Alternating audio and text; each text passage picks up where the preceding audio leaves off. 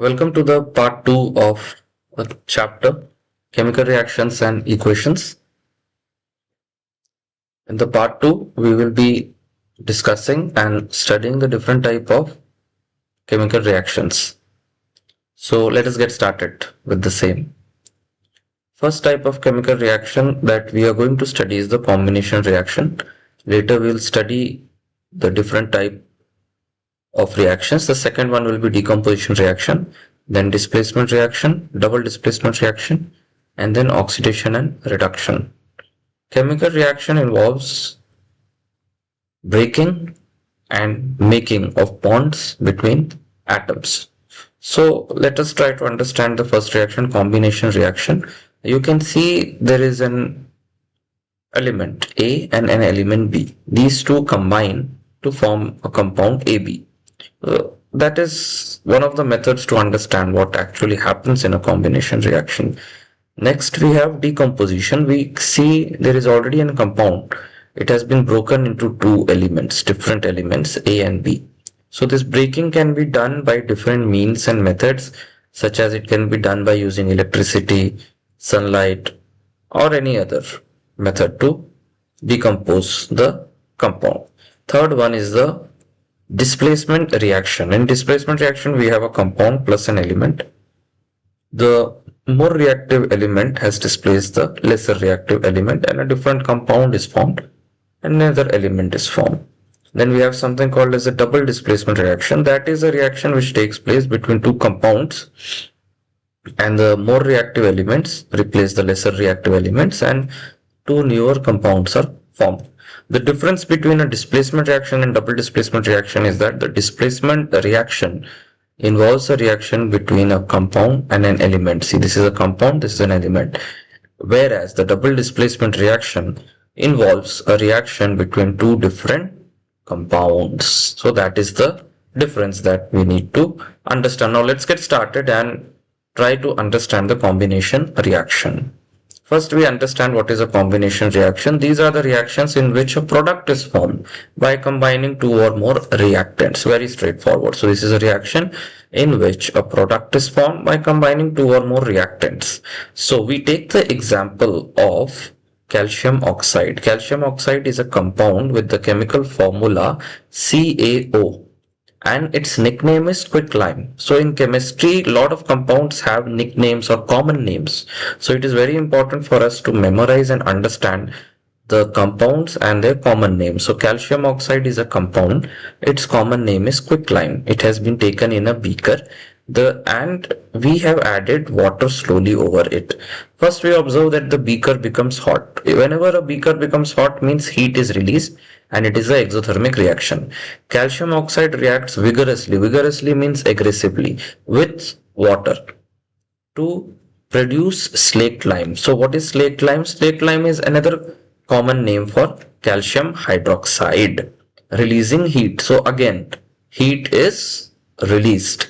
So we see quicklime. Quicklime formula is CaO plus H2O reacting with water, and slaked lime is formed CaOH2 plus heat is released. So this is the common name slaked lime for calcium hydroxide. This is the formula. And we have also mentioned the physical state of the elements, like calcium oxide, quicklime is solid, water is liquid, slaked lime is aqueous, plus heat is released. Now let's go to the next slide. See, this is slaked lime solution is used for whitewashing. Okay, this concept is asked in exam mostly, that the concept of whitewashing. So we know that we whitewash the walls, we paint the walls. So this is another concept. Slaked lime solution is used for whitewashing. Calcium hydroxide formed in the previous reaction reacts slowly with CO2, carbon dioxide in air, to form a thin layer of calcium carbonate, CaCO3, after 2-3 days of whitewashing, giving a shiny finish to the walls, plus water is released. So marble is also CaCO3. So this is marble. Okay. So this reaction is important.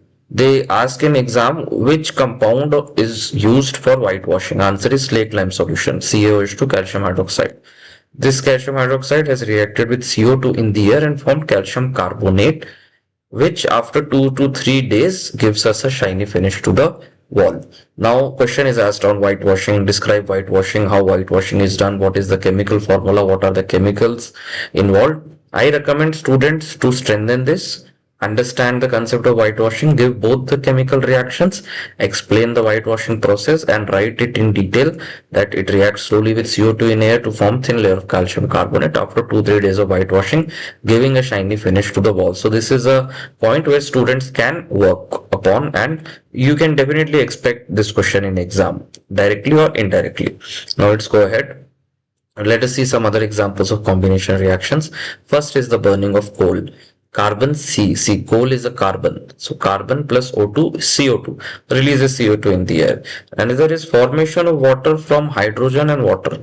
Two molecules of hydrogen gas plus two atoms of oxygen gives us two molecules of water, 2H2O. Okay.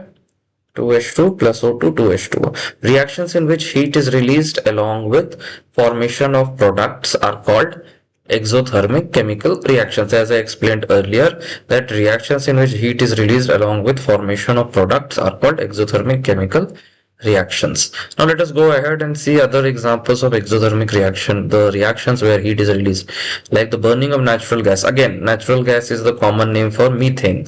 Methane is natural gas. It reacts with oxygen. It gives us carbon dioxide. It releases also water. Respiration, another important reaction, needs to be memorized. C6H12O6 is glucose, reacts with oxygen, gives us carbon dioxide and water, and energy is released. So another exothermic reaction. Question can be asked like, what are exothermic reactions? Give definition and some examples. Exothermic reaction are reactions which give heat or release heat upon the completion of reaction. Examples include the burning of natural gas, methane, give this reaction, respiration, give this reaction, and decomposition of vegetable, that is decomposition of vegetable matter into compost. So vegetable matter decomposes and becomes compost. Burning of magnesium to form magnesium oxide, which I explained earlier, is also another type of a exothermic reaction. Now let us move forward and try to understand what is a decomposition reaction. Decomposition reactions are reactions in which single reactant, there will be one reactant, it will be a compound, breaks down to give simpler products. An example is given. The example is the example of ferrous sulfate crystals, FeSO4. They are being burned by burner in a boiling tube, and we see that first of all we take 2 grams of ferrous sulfate crystals in a dry boiling tube. We heat it over flame. So green color of ferrous sulfate is changed with characteristic odor of burning sulfur. When heated, ferrous sulfate FeSO4 .7H2O. .7H2O is called the water of crystallization. It has some water. So ferrous sulfate FeSO4 .7H2O loses water. It will lose the water of crystallization. It then decomposes to ferric oxide Fe2O3, sulfur dioxide and sulfur trioxide. This is an important reaction, FeSO4 decomposition, and students need to memorize it. 2FeSO4 ferrous sulfate decomposes when we give heat to it, and we get a ferric oxide formed, Fe2O3. Sulfur dioxide and sulfur trioxide are the two gases which are released after this reaction. Now let us go ahead and see another example. Decomposition of CaCO3, calcium carbonate, to calcium oxide. Quicklime and CO2 on heating is used in industry. Now CaO has a common name of quicklime. It is used in manufacture of cement. When a decomposition reaction is carried out by heating, it is called thermal decomposition. When a decomposition reaction is carried out by heating, it is called thermal decomposition. We have CaCO3, calcium carbonate, a limestone. It is heated, we get quicklime and CO2. So this is another example of a decomposition reaction. Now let us see another example. We take a burner, a lead nitrate, boiling tube and a pair of tongs. We take 2 gram lead nitrate powder in a boiling tube, hold the boiling tube and heat it over a flame. Now what do we observe is that the brown fumes of nitrogen dioxide are emitted. So 2PbNO3, 2 is lead nitrate, heated gives us lead oxide and nitrogen dioxide. Nitrogen dioxide has brown fumes. Okay, and oxygen. So these are some of the examples of decomposition reaction. Students need to memorize this definition of decomposition reaction, and maybe one or two reactions if they can remember and give it along with examples, that will be exemplary and very good. Now we see this example. This is important example where we are doing the electrolysis of water. Electrolysis means passing water, passing current, I'm sorry. Electrolysis is the practice of passing current through water. So electrolysis of water means passing current through the water. We have a 6-volt battery, we have a switch, anode and cathode, and rubber stopper and water. So anode is connected to graphite rod, and there is a test tube, there is oxygen and hydrogen. These are being getting emitted. We have a plastic mug. So at the base of the plastic mug, drill 2 holes and fit rubber stoppers. Insert carbon electrodes in rubber stoppers, connect electrodes to a 6-volt battery. Fill the mug with water such that the electrodes are immersed. Add few drops of dilute H2SO4 to the water. Take 2 test tubes filled with water and invert them over the electrodes. Switch on current. Bubbles are found in electrodes by displacing water in test tube. Now they ask in question that is asked is very straightforward, that first of all they ask that hydrogen is formed in our cathode. So they ask that why double amount of gas is mean collected in the cathode and single amount in anode. Answer is because 2 atoms of hydrogen is released here, H2, 2 molecules, sorry, H2H and O, so 1. So that is the solution due to electrolysis of water. That's it. It gets decomposed and more is collected in cathode and lesser is collected in anode. So that is another explanation. So bubbles are formed. Now let us see at cathode, that is the negative electrode, hydrogen gas is collected. At anode, the positive electrode, oxygen is collected. At cathode, double amount of gas, as I was telling, is collected as compared to anode, because during the breakdown of water, 2 hydrogen molecule is released with 1 oxygen molecule. When we bring a burning candle to test the gas at cathode, see, hydrogen has a burning pop candle. We bring a candle near the cathode where the hydrogen gas is there, the candle burns with a pop sound. So that is the test. So hydrogen gas has a burning candle pop sound test. So that we carry forward. We bring a burning candle near the cathode, the candle burns with a pop sound. So that gives us the presence of hydrogen gas. So that is one test. Now there is another important decomposition reaction. There is a 2 gram of silver chloride in a china dish. AgCl is the chemical formula for silver chloride. It is taken in a china dish. Sunlight is exposed to it. Place this in sunlight for some time. Its white color turns gray. This is due to decomposition of silver chloride into silver and chlorine by light, by using sunlight. So silver chloride gets decomposed to silver plus chloride. And there is another reaction, the silver bromide, 2AgBr, sunlight. This also behaves in similar way.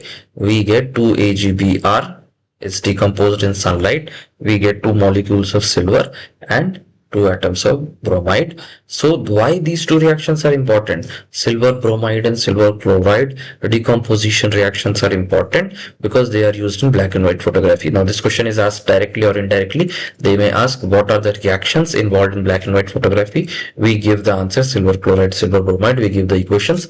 They may ask it in a MCQ that which are the compounds which are responsible for the decomposition reaction, which are the compounds which are responsible for black and white photography. Again, silver chloride and silver bromide. So that is another concept that needs to be kept in mind, memorized, and definitely some question can be expected from this concept of silver chloride and silver bromide being used in black and white photography.